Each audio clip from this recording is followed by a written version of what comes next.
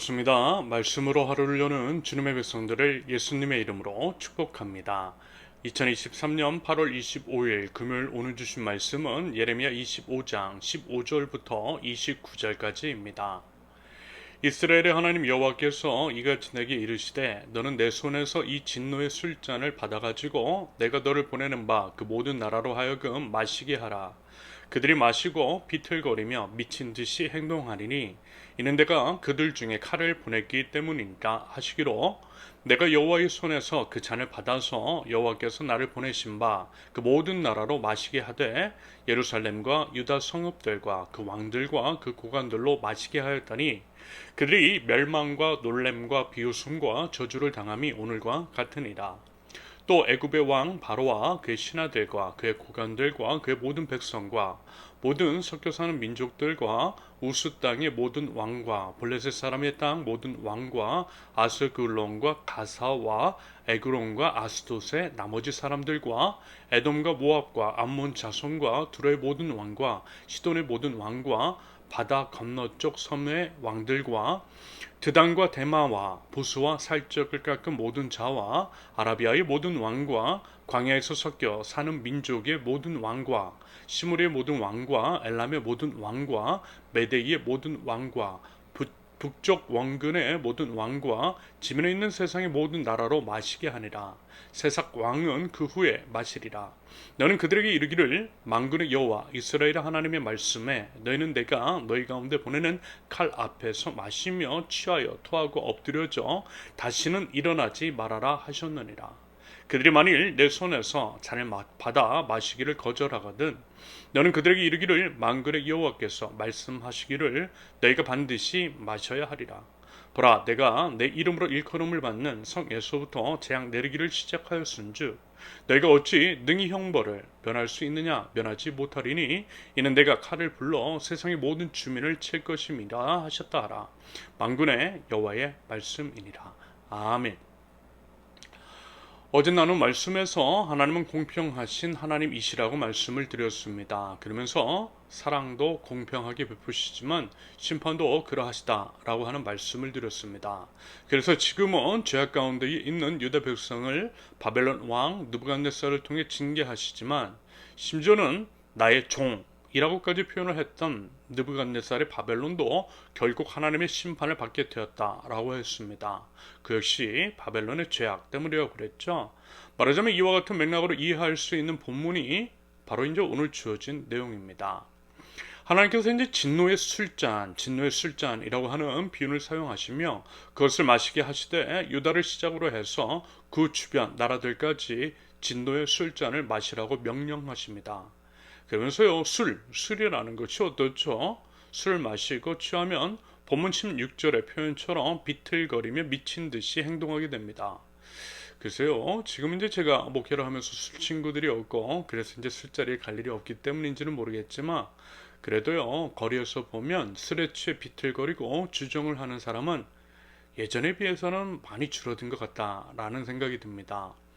지금 이제 저희가 살고 있는 집이 유흥가와 가까이에 있어서 관찰을 해보자면 그런 면을 보여요. 다른 것은 어떤지 모르겠지만 말입니다. 그러면서 사실 이제 예전에는 정말 많이 봤거든요. 술에 취해서 취한 모습을 보이되 주변 사람들에게까지 피해를 주는 경우들을 참 많이 목격했습니다. 아마 이제 그런 모습을 보시는 분들이 계실 텐데요. 말하자면 그와 같이 되더라는 거예요. 하나님의 진노의 술잔을 받아들인 유다와 주변 여러 나라들이 그와 같은 식으로 될 것이고 주변 나라들로부터 손가락질을 받게 될 것이라는 것입니다. 다시 한번 말씀을 드리지만 절대 거절할 수 없는 진노의 술잔은 비유와 상징적인 표현으로서 하나님께서 유다와 주변 나라의 죄악으로 인해 그들에게 베푸시는 하나님의 심판 개념으로 이해할 수 있는 부분입니다. 하나님의 심판은 이미 시작되었고 심판의 이유는 바로 죄악 때문이라는 것, 바로 그것입니다. 그러면서 여러분, 우리가 이제 성경 말씀을 마주하며 기억해야 할 것이 있어요. 그것은 성경을 살아계신 하나님께서 지금 우리에게, 지금 나에게 말씀하시는 말씀으로 받아들여야 한다라는 거죠. 다시 말해서 하나님의 말씀을 지금 2023년 대한민국을 살아가고 있는 우리와는 너무나 먼 나라, 그것도 오래전의 이야기로 치부하고 나와는 상관이 없는 이야기로 여기는 것이 아니라 하나님이 지금 나에게 지금 우리 공동체, 나라와 민족에게 하시는 말씀으로 여겨야 한다라고 하는 말씀입니다. 그런 관점에서 오늘 본문 유다와 이제 그 주변 국가들을 심판하시는 하나님, 심판을 경험하고 있는 그들, 심판의 이유와 원인은 무엇인지를, 그리고 그것의 현재적인 양상은 혹 무엇인지에 대해서 진지하게 살펴볼 필요가 있다라는 것입니다. 그러면요, 그와 같은 것들이 뭐가 있겠느냐라는 거예요.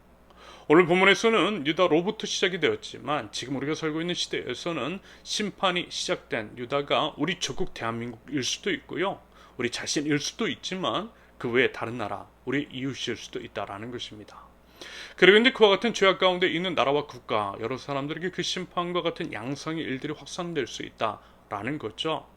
그러므로 우리가 주변을 살피고 주변 나라와 주변 이웃들을 돌아보며 그들이 겪는 일들이 우리와 전혀 무관한 것이 아님을 깨달아야 한다라는 것입니다.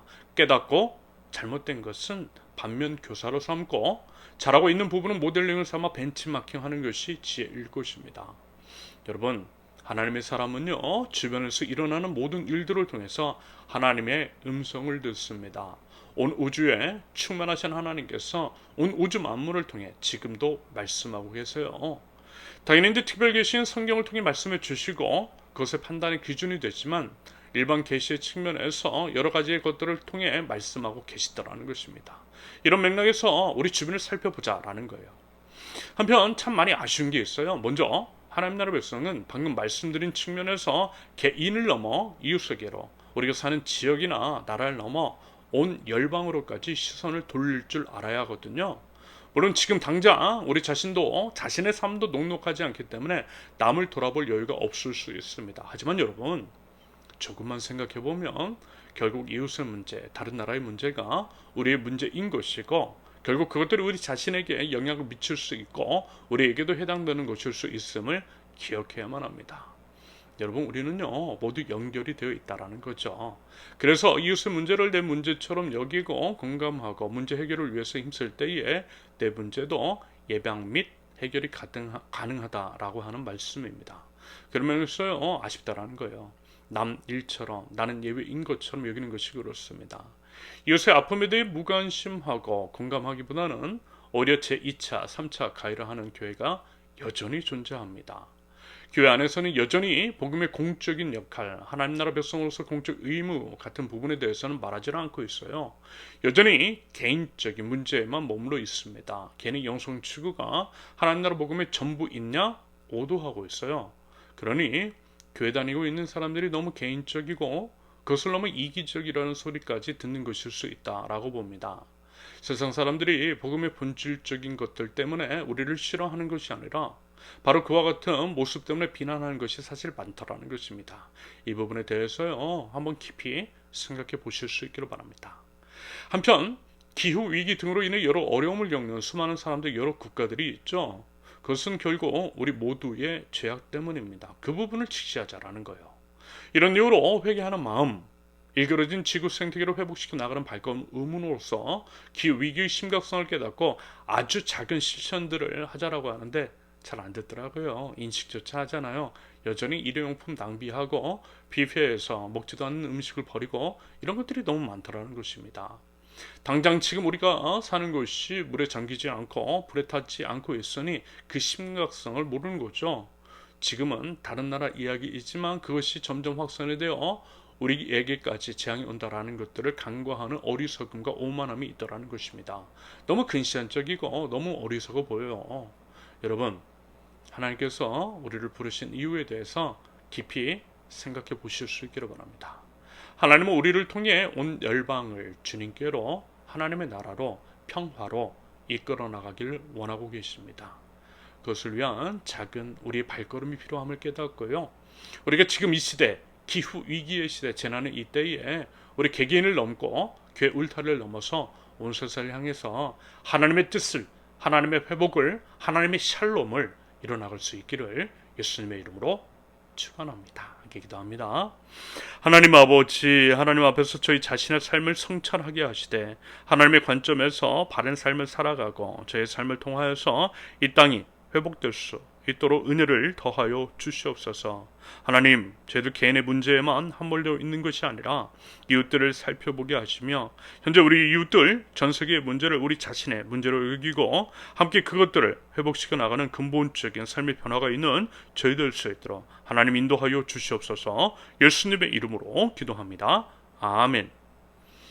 하나님께서 오늘 주신 말씀과 각자의 기도 제목을 놓고 우리 잠시 기도하겠습니다.